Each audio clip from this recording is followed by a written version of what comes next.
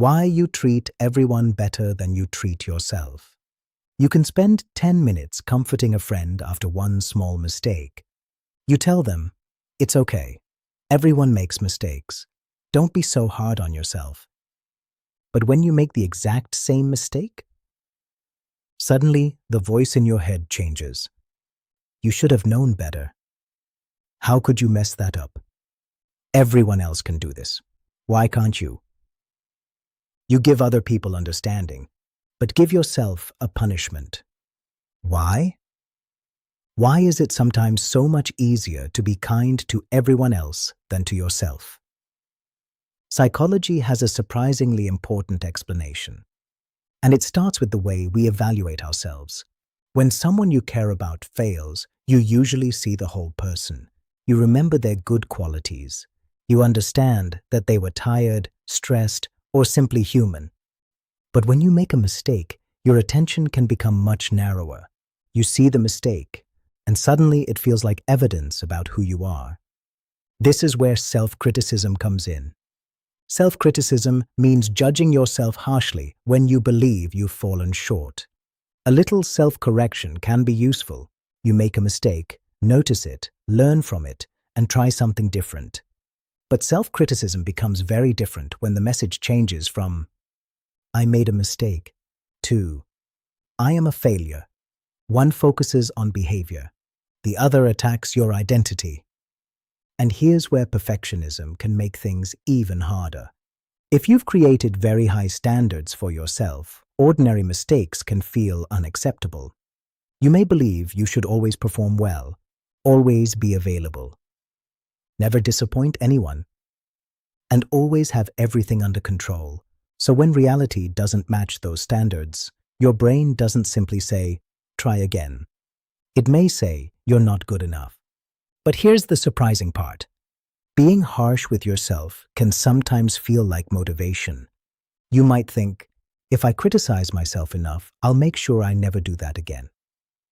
And sometimes self-criticism can push behavior in the short term. But persistent, harsh self-criticism is associated with poorer emotional well-being. You don't necessarily become more disciplined. You may simply become more afraid of making mistakes, and fear can create another problem.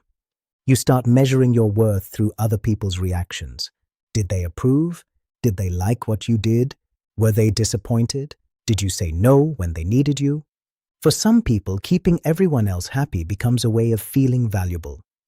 So they say yes when they want to say no. They help everyone else, even when they're exhausted.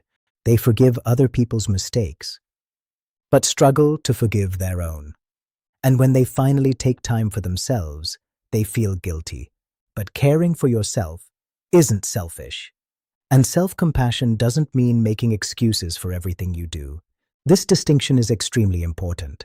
Self-compassion means responding to your own difficulties with understanding while still taking responsibility. Imagine making a mistake at work. Self-criticism says, you're useless, you always mess things up.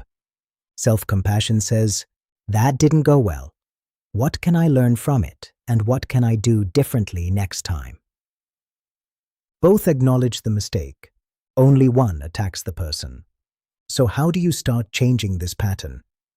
First, listen to the way you speak to yourself.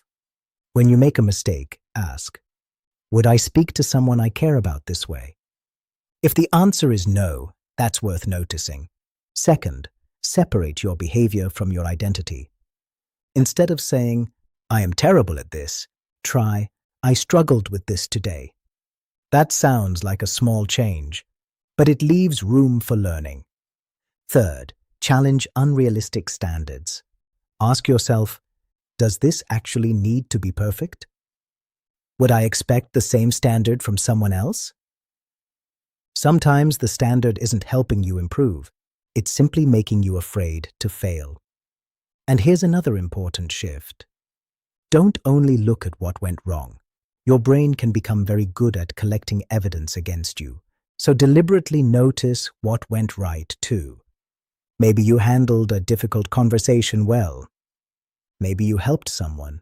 Maybe you kept going despite having a difficult day. Those things count. You don't need to ignore your weaknesses.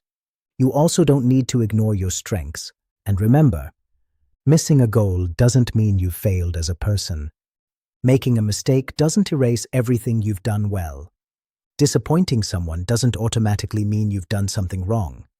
You are allowed to have limits, you're allowed to say no, and you're allowed to be a work in progress.